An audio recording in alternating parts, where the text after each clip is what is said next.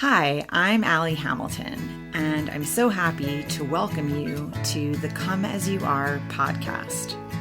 Every week, we'll be talking about some aspect of healing, usually around childhood wounds and complicated familial relationships. The topics will always coincide with my personal essay of the week, and this will be a place where we can take a deep dive together. I'm so thrilled you've joined me and delighted for you to always come as you are. Hi there. Hi there. Welcome to our talk this week. And the topic is, if you are looking for signs, that's a sign. And I know so many people who spend a lot of time like hoping for a sign or looking for a sign to figure out whether they're on the right path or not. And so years ago, I remember I had a huge decision looming in front of me, and the deadline was getting closer and closer. And I just kept thinking to myself, like, oh, I just need a sign, if only I could just have a sign. And it occurred to me that, like, looking for a sign is a sign. If you've gotten to that sort of desperate place where you're like, oh, but that's not exactly what we're talking about today. So what I was writing about in the personal essay this week is the way that I grew up. And if you grew up in an alcoholic household, you'll really relate to this. But even if you didn't, if you grew up with any sort of uncertainty or volatility where you didn't know what to expect from day to day, or if you had a really important person in your life who was incredibly inconsistent, sometimes really loving, sometimes not, then this will certainly speak to you. And it's this idea of reading a room or reading a person and trying to figure out what you need to do to keep yourself safe. And that's the way that I grew up in both households. My parents got divorced when I was 4, and in my mother's house, eventually alcoholism really, she became an alcoholic.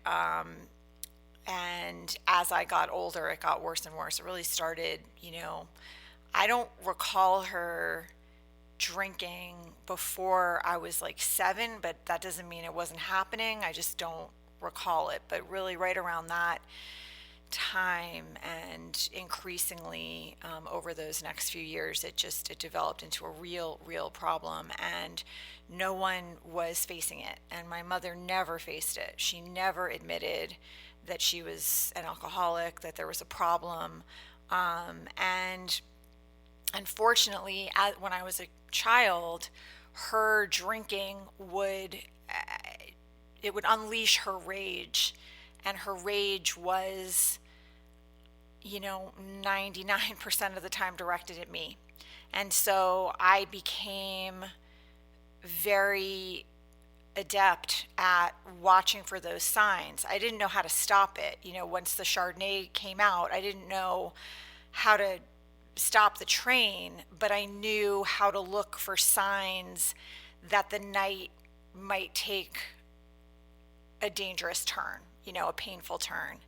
And so when you grow up trying to figure out, very carefully watching the adults around you and the environment around you to try to keep yourself safe, you develop a certain set of coping mechanisms, right? And those same coping mechanisms I was using at my dad's, and his addiction. I mean, I don't really know if I want to call it an addiction because I don't know how I feel about that totally, but he was women, and he was just regularly, continuously unfaithful. And that is what ended his marriage to my mother. It's what ended his first marriage before the marriage to my mother. And it's what absolutely ended his third marriage. His fourth marriage, by that time, he was older. And yeah. So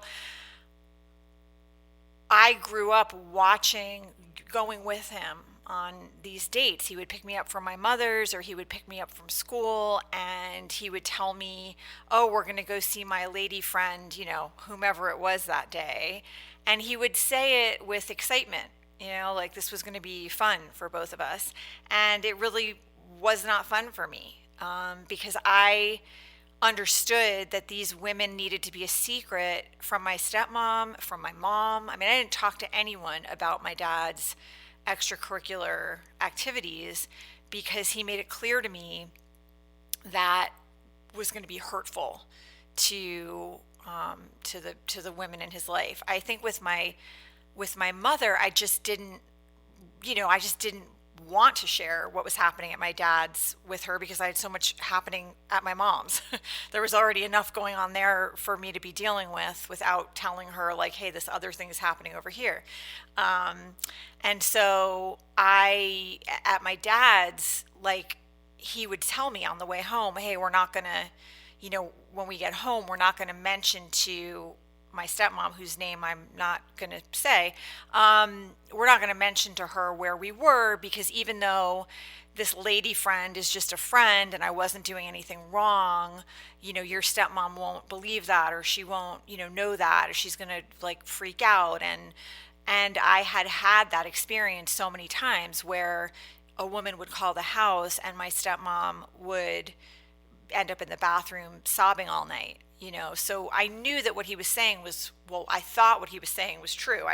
I believed him when he said he wasn't doing anything wrong, and I knew that if she caught wind of the fact that he'd been spending time with another woman, she would not be okay and the night would be ruined. So I learned to keep my mouth shut and try to manage the adult behavior at both households that was really overwhelming. And it was impossible for me to understand. I had no frame of reference for any of that. And so when you grow up in that kind of environment, or two kinds of environments in my case, you are constantly watching to see, okay, what's going to happen, what's going to happen next. And so with my mom, when the Chardonnay would come out, I would be watching as time went on in the night to see, is another bottle being opened, is another bottle being opened, like how fast is this disappearing, is she slurring, have I done everything that I need to do, is my homework done, is my room clean. Like, it was a little bit of like this ticking time bomb feeling, and just staying on high alert throughout the night. And it became a way of life. It wasn't even it wasn't a sort of an irregular occurrence. It was a consistent thing. And so, and sometimes it would be okay. And the thing is, I loved her, like I adored my mother. And I just want to make that really clear, because I do think sometimes it can get lost. But I loved her, with my whole heart. And all I wanted was her love and her approval and her affection. And it was very hard to come by. It was a very hard one. She was not one for, a lot of verbal praise. She was not affectionate with me. So it was sort of that experience of like an absence of rage was a good night, and then occasionally she would express to someone else in front of me like how much I helped her with my brother, or how she would go to parent teacher conferences, but she knew she was going to get a glowing report. Like, she would say things to other people in my presence, and I would really feel, just so much, I would like live for those moments. And so it was rough. And when you are growing up in that kind of framework, you are learning that the people who you love and who love you, can do things that are really difficult to understand, really painful to experience. And it trained me to accept that as just normal, it was normalized. this volatility, this inability to know what was going to happen from day to day was something it was in my blood. The waters I was swimming in and growing in were not calm, predictable waters, and so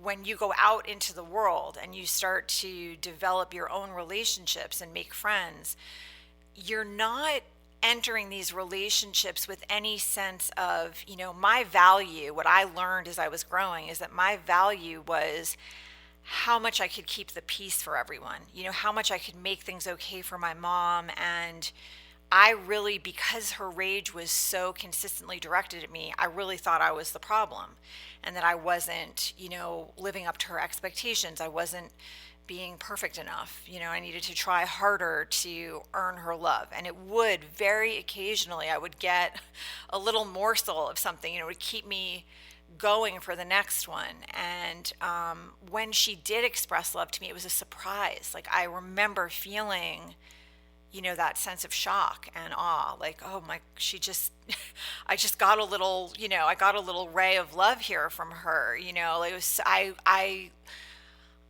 just longed for that, and that would feed me, just barely enough until the next time. And with my dad, it was just an absolute, I don't even, it was, a what show.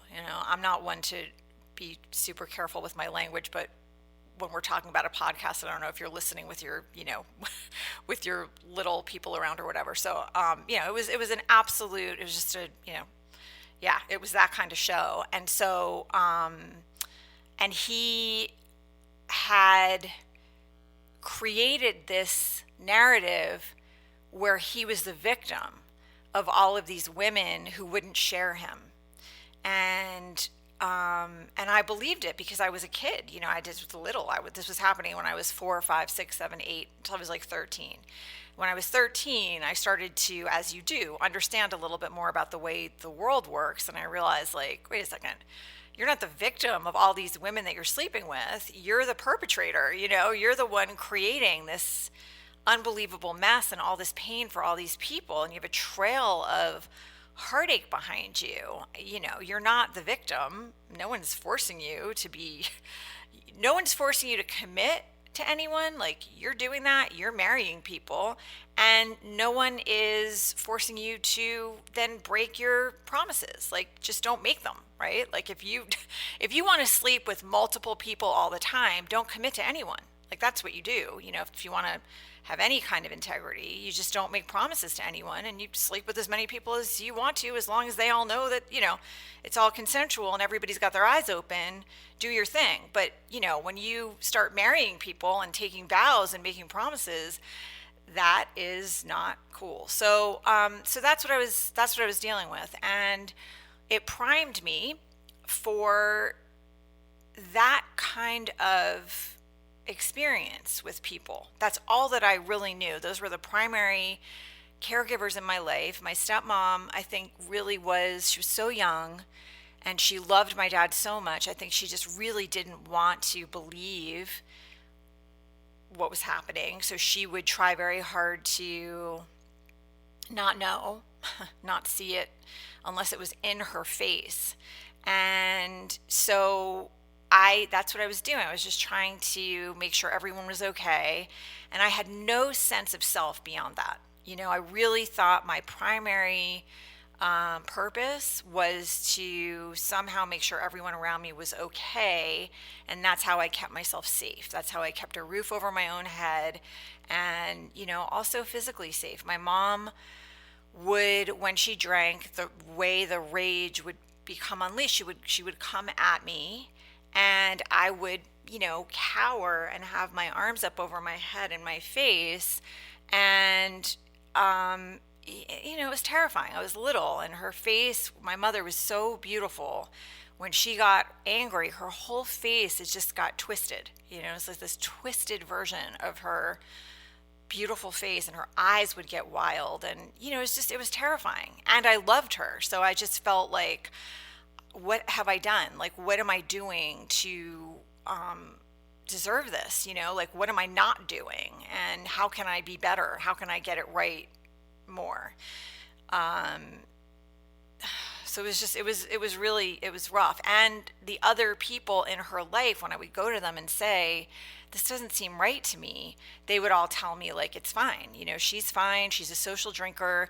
You're dramatic. You're sensitive. Like, it's you, it's not her. Well, they didn't see what was going on when she got back to the house. They didn't see what was going on. They didn't see that. I do think that anyone close to my mother knew. You couldn't miss it. I mean, she would get drunk to the point that she couldn't stand up. She couldn't walk in a straight line. She couldn't, she was slurring. I mean, it was not pretty, and it was not something that you could miss. So I do think everyone knew, but very frequently alcoholics surround themselves with enablers, and a lot of the time those enablers also like to drink, but maybe they don't have the same trouble, with alcohol. But my mother was she could be really intimidating. You did not want to upset her. And she was always right. And if you pushed back, like, she would just banish you from the kingdom. So, I wasn't going to be banished from the kingdom when I was tiny because, like, I lived there. There's nowhere for me to go, really. Although I did get, I did get banished once when I got to be about 15, and I didn't want to babysit every night of the week. I wanted to try to, like, go out with my friends once in a while. She sent me to live with my dad for a little. It was only for about a week, and I think then she realized this wasn't going to be a good situation for her either because the babysitting bills were going to pile up really quickly. But, for the most part, like, her friends weren't willing to step in for me because they didn't want to be banished. And I don't think they knew the extent either of what was happening. So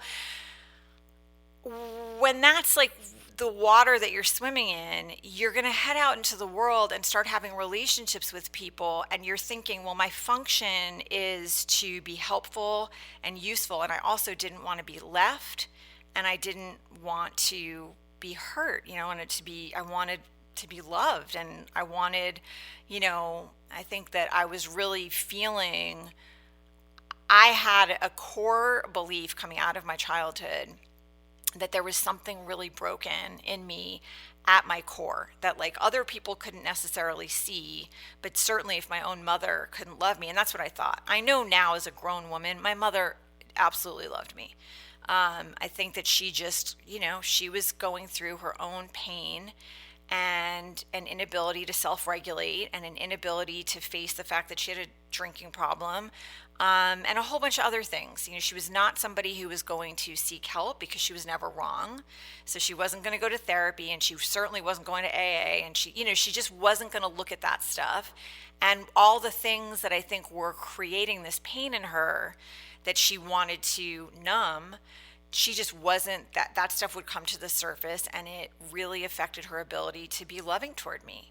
And so I don't think that it was any lack of loving me. I think it was a lack of tools to manage a lot of what was happening for her underneath the surface.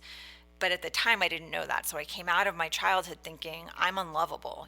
Like, I might look sort of like however I look from the outside, like a normal person, but, like, at my core, I must really be unlovable or broken in some essential way because my own mother can't love me. And so I would enter these relationships, and it's like I really thought that the best thing I could do or be for anyone is helpful. And of course, then I'm like, I'm gravitating toward people who need help and who need saving, and I'm thinking, well, I'll do it. Like, I couldn't save my dad, I couldn't save my mom, but I can do this. Of course, I wasn't consciously aware that that's what was happening, and I wasn't even consciously aware that I hadn't been able to save my mom or my dad, or that I was even trying to rewrite history. But I think a lot of these things are swimming under the surface for all of us. So whatever you're coming out of from your own childhood, undoubtedly it's having an impact on your present. and on the way that you perceive yourself and the way that you interact with other people, your expectations about how you're going to be treated, and how the world works and what your place in it is. Like all these things you're learning as you're growing, whether you're consciously aware of it or not. And most of us are not consciously aware of this stuff till we're like 25, 26, and the frontal lobe comes fully online. And then we can start to really use that critical thinking and that objectivity to think back on, wait a second, why am I the way that I am? Why, what happened here along the way that made me think I'm unlovable, or that made me feel that my best attribute was being able to help people, or that's what my value is as a person. When did that begin?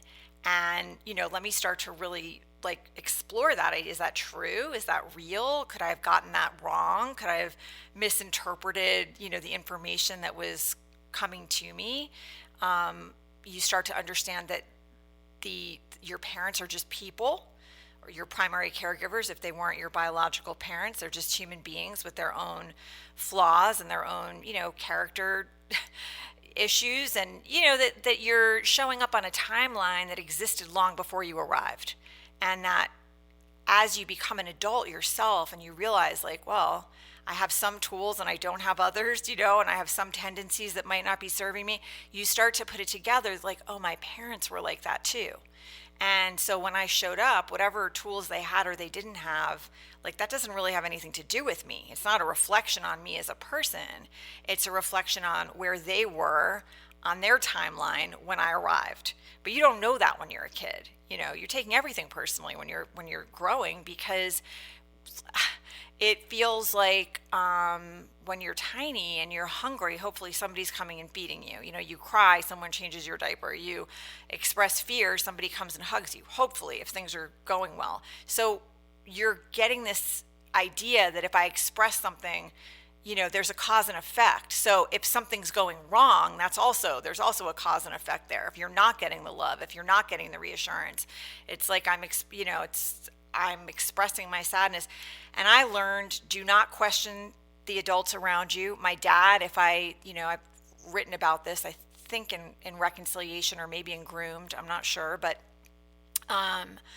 if there was a day that I had been holding in my feelings. He and my mom had fought and we left the house, and that was the worst scenario for me because it was already hard. Transitions were already hard. Leaving my mother was really hard, and I split the week. It was like 4 days at my dad's, 3 days at my mom's, then 4 days at my mom's, 3 days at my dad's, and I could never keep track when I was little, and created a lot of tension and a lot of anxiety in me.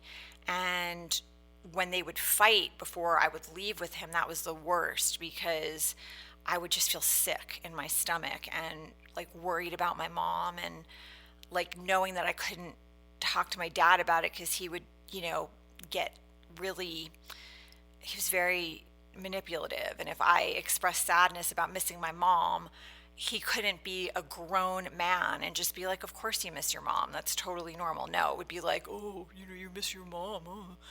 Like he'd take it like, so then I learned to keep that quiet. My stepmom too, she could not tolerate it if I said I missed my mother. That was like an insult, to her. So it was rough. And I was learning to edit out and push down all of my feelings all the time. But there was this day on Broadway that I was 6 and I just started bawling, and I said to my dad, I wish I had never been born.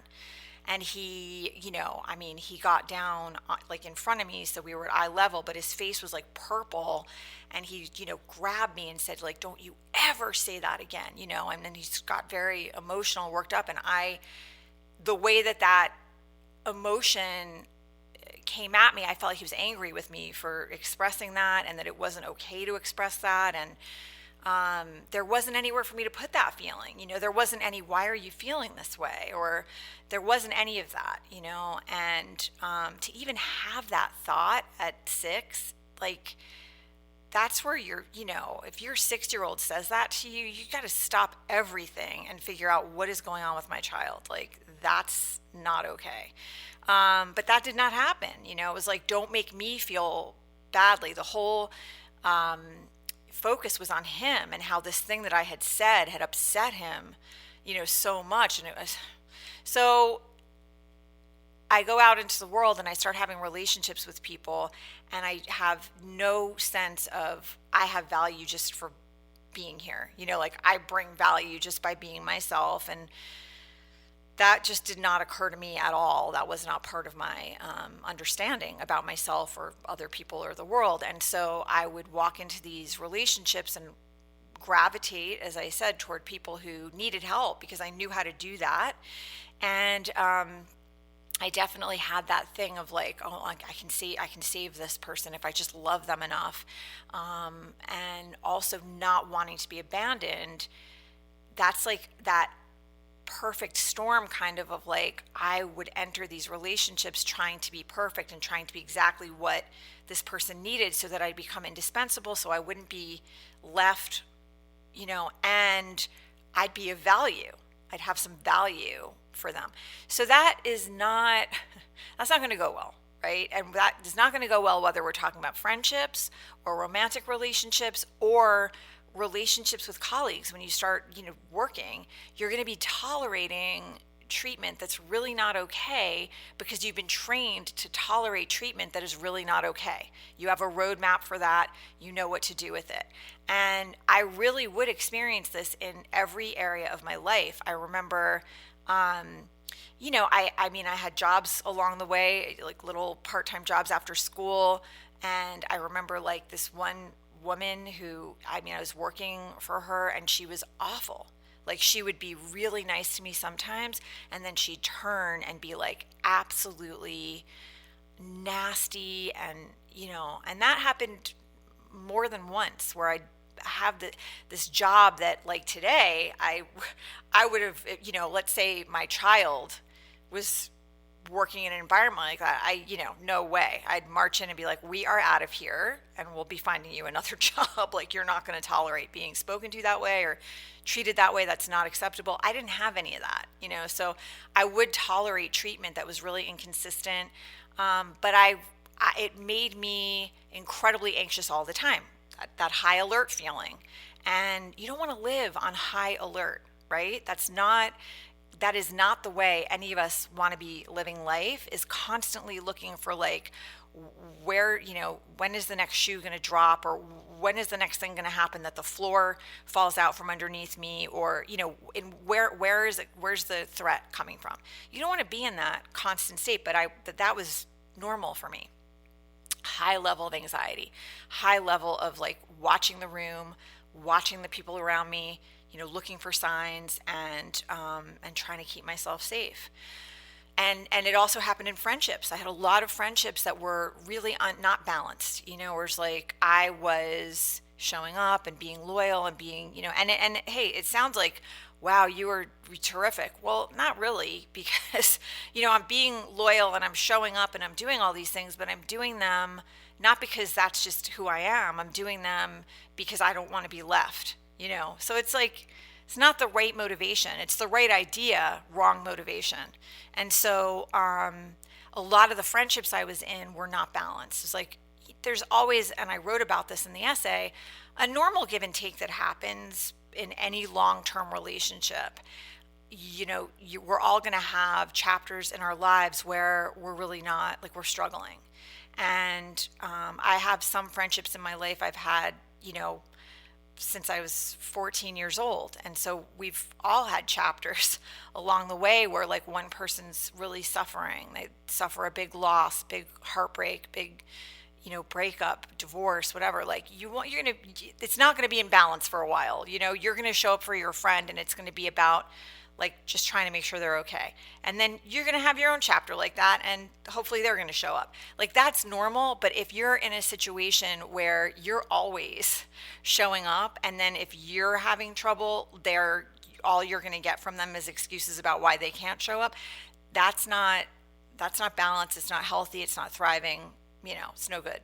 So I had a number of those. Or I would find myself in a relationship with someone, and then if there was any kind of conflict, they would just like withdraw love instantly, like withdraw communication, just put the gate down. That does not work for me in my life. It's like, that that sort of like, well, I'm taking my ball and I'm going home now because I don't like what just happened. Like but for when I was younger, I did tolerate that, and that kind of behavior would set me running, like, wait, are you okay? Like, are you angry with me? Like, and that carried on for, I mean, well into my adult life. And, and I, when you grow up in an alcoholic household, you probably are going to think to yourself, I want to make sure that I don't gravitate toward that again. It's really painful. And sometimes, like, even to the best of your ability, you're too close to it, or it's being hidden from you, or whatever it is. Like, it's pretty common that people who grow up loving an addict are going to find themselves in a relationship loving an addict at some point or another.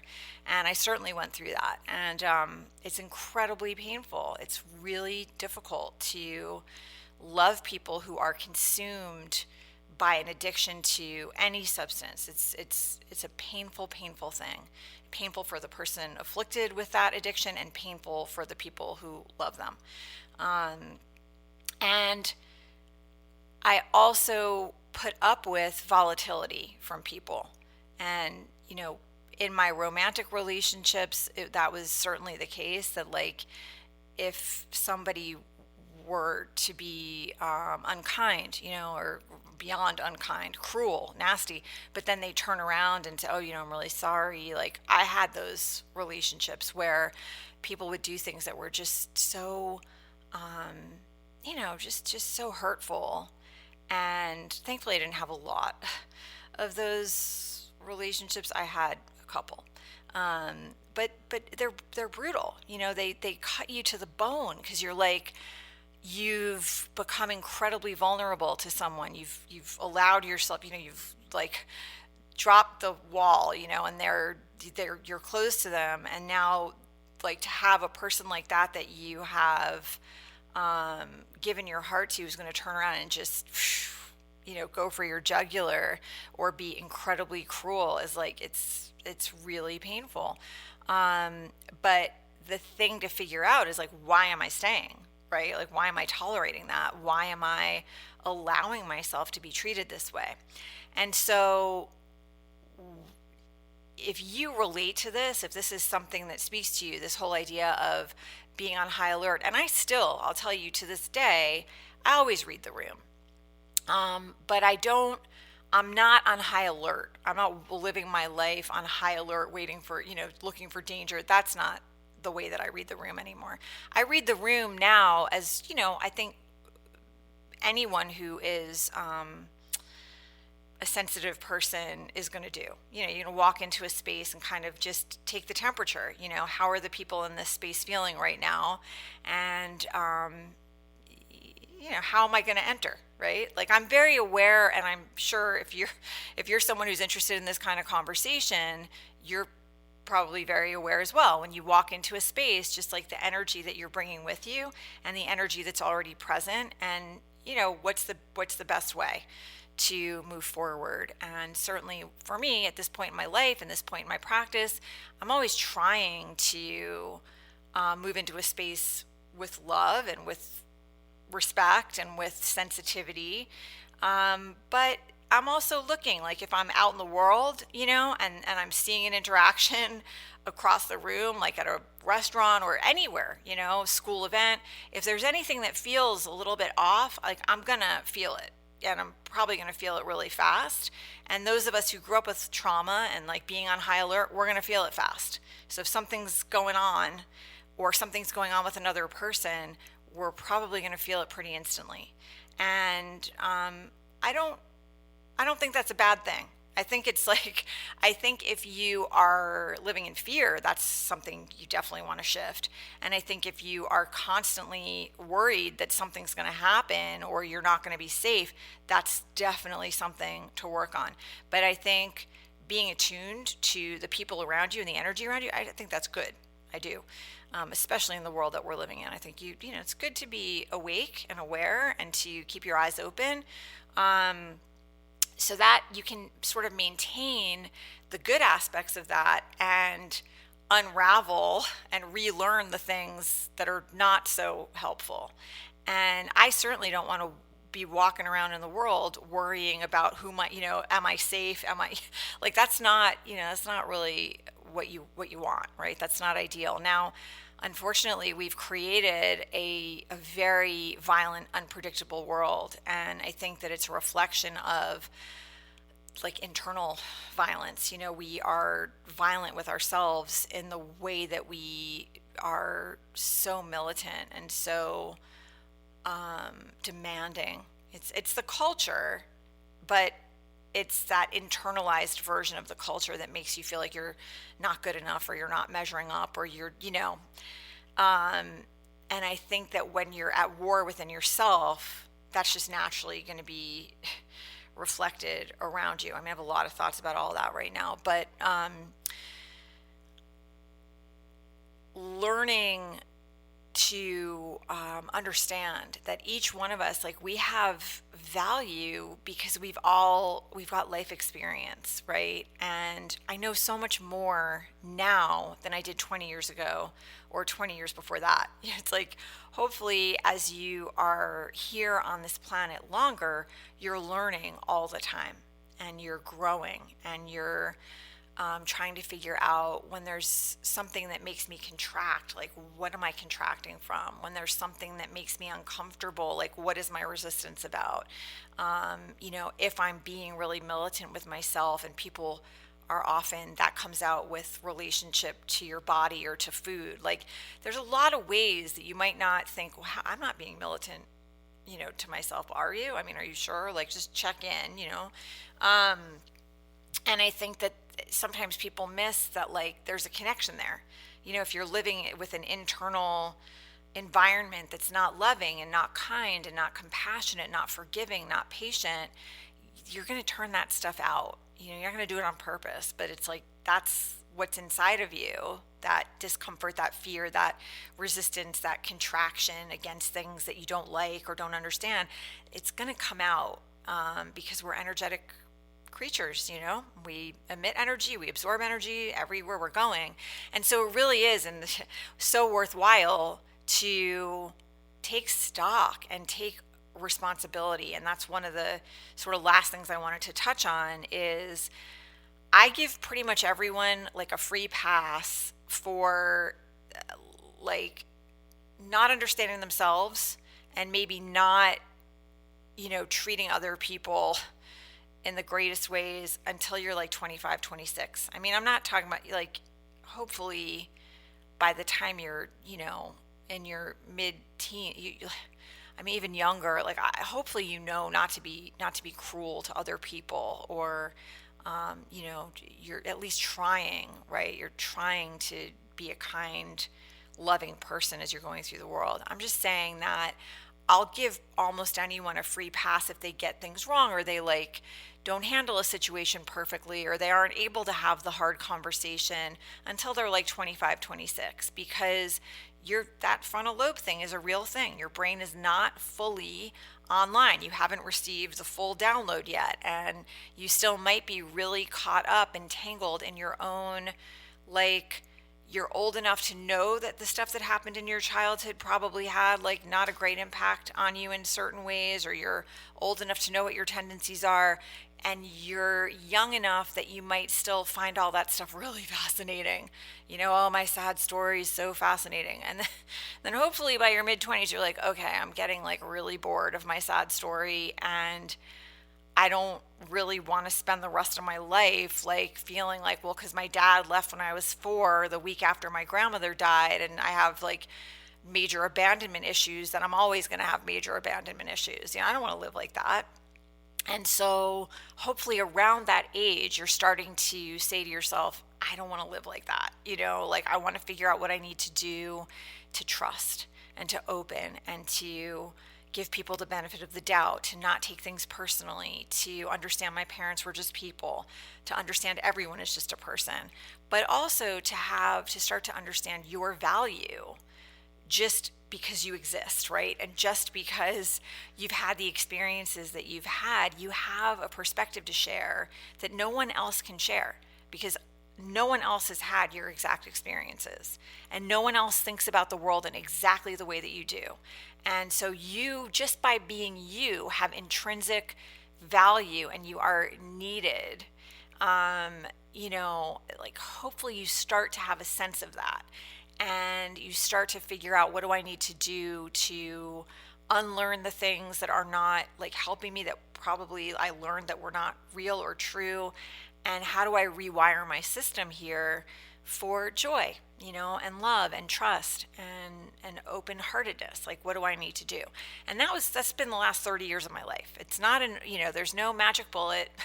There's no pill. There's no, it's like you've got to really get in there and do the work. But I always feel, if people say like, well, I want to be happy now, like, yeah, well, first of all, why don't you try to shift that instead of like trying to grasp, chase happiness. Like, look for peace, right? Look for ease in your own skin and like curiosity. That's going to be a lot better than wanting to be happy 24/7, because no, it's not realistic. To really just get curious about the experiences that you're having with yourself, with other people, with the world at large. Like, if you can get into that mindset of like, wow, it's just really amazing to be here, regardless of whether things are going exactly the way that I want them to right now, or everything's feeling really great. Like, I'm just really amazed that I'm on a spinning planet in a solar system in a vast universe for a blink of time. Like, this is wild and I'm not going to miss it, If you can get into that mindset, then no matter what's happening, like whether your heart's broken or, it's like at least you're more just in the awe of like, okay, I don't totally understand everything that's happening, but I'm glad that I'm here, and I'm glad that I get to connect with the people in my life who are so important to me and meaningful to me. And I'm glad that I love deeply enough that I know what it feels like to have my heart broken and to have everything fall apart. And I know that somehow by having all those things happen, I'm going to really recognize it when there's something beautiful and real in front of me. It just makes life a lot easier when you can be in that mindset about things, and to,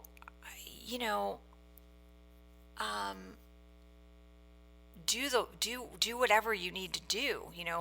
Pursue whatever lines of thinking or feeling you need to pursue in order to do that healing. For me, I spend a lot of time on my yoga mat, my meditation cushion. Those are the tools that work for me. I am not a zealot. I don't think the same stuff has to work for everyone. I just know what worked for me, and reading and writing, and these are the therapy, like all of these things, like understanding yourself. And in yoga we call it svadhyaya, like self-study. Enough of that to understand what's motivating me, what's scaring me, what's stopping me. What is it that I need to unravel? When did I start believing these things about myself? And can I go back and just kind of like rewire those beliefs? And I can tell you it's possible, because I've done it. And I do not, and this is the final sort of thing I wanted to say to you, like, having boundaries and standards for the people in your life there is no way to experience ease and peace and joy without that. Really, you've got to be able to say, there are things I'm going to, tolerate, and things those are over the line for me. It's a hard no. And they're not the same for all of us. But, certainly for me, I do not want to spend my time having to educate someone about what it is to be kind or thoughtful or considerate or respectful. It's like, if you don't know those things as a grown person, you have work to do. That's not my job. That's your job. Just like my stuff is my job, your stuff is your job. If you don't know by the time you're a grown adult, kind of just like the basic right ways to treat people, I am not signing up for that job. And some of those things to me are just like being able to communicate clearly. I don't like, people can feel whatever. They can feel anything at all. But if I'm close to someone, I just, just communicate. Just like, speak openly about how you're feeling. So we're both dealing with the truth of the situation. And then, you're extending people the respect to figure out how they feel about how you feel. It's just like keeping those lines of communication open is an essential thing. I don't like, I'm not, used to, I spent so much time walking on eggshells with people, and I would never have someone in my life close to me again where I have to walk on eggshells, because you cannot be intimate with people like that. Whether you're talking about a close friend or like a romantic partner, there, if you have to walk on eggshells in order to keep yourself safe, because you have learned that if you say the wrong thing or you do the wrong thing, or there's going to be an explosion in the living room, like, no thank you. No thank you, not signing up for that, not interested. Thank you, sir or ma'am, person, but no. So just to kind of think about what are the things for me. And when people, like, you may have people in your life that you have to have in your life for a variety of reasons. You don't have to like immerse yourself in their stuff. Like, if you have a moody person in your life, you don't have to chase every time they're having a bad day. They've got to learn how to self-regulate and self-soothe, or figure out what they need if they're feeling, if somebody comes to you and says, I'm really struggling, I really need help, then certainly you're in a different situation. But if you are dealing with someone who just goes dark and like wants to take the room hostage, or like, no, please carry on. Like, I'm not signing up for that. I've been there, and never again. It's like, you can't take people hostage because you're having a bad day. That's not okay. And so stuff like that, I won't have that. But I used to, and I used to chase if somebody was upset and like being, I was writing about this. I was, in a relationship with someone like that who would just, be angry or whatever. And I'm like, are you angry with me? Like, did I do something? Are you upset? And it's like, oh my God, never again. Never again. It's like, if you're upset, you gotta like turn around like a grown person and just talk about it, or not, So that's the kind of thing, like, you're allowed to say, no, I opt out. I'm unsubscribing from that behavior, or from people who, make that a regular way of life, or people who just put the gate down and won't talk. Like, I can't do it. I'm not interested. It's like, I'm open to any conversation, but I'm not interested in manipulation or, chasing. That's just not going to happen. So those are good things to think about. Like, where are my lines? And to remind yourself that you are a human being. The brain is very elastic. I think the only reason people start to lose that elasticity is because they stop challenging themselves to open. It's like you can get into a real trap as you are getting older of deciding, well, I'm this kind of person and I feel this way about things and I would never do this. And and it's like, you want to watch that. One of the greatest things in my life is that I have two teenagers who are, challenge me all the time with different ways of thinking about things. And it's such a gift to sort of allow yourself to be like, well, let me think about that from a different perspective. That's really interesting. Instead of like, well, I don't like that, that's threatening to me. Just to like try to stay open, because it'll keep your brain elastic, and keep stretching yourself, and keep reminding yourself you can keep growing and keep opening and keep softening and learning. But I say that to you because if you're someone who grew up in your childhood on high alert all the time, you can also shift that. There's so much opportunity for healing and living life in a way that feels good. And I'm so open. Like, if you are struggling, please reach out to me. I'm super available in many different ways. Just reach out to me if you're struggling with like, how do I start to shift this? I'm really open to that conversation. Thank you so much for joining me for this talk, and I hope that it has been helpful for you.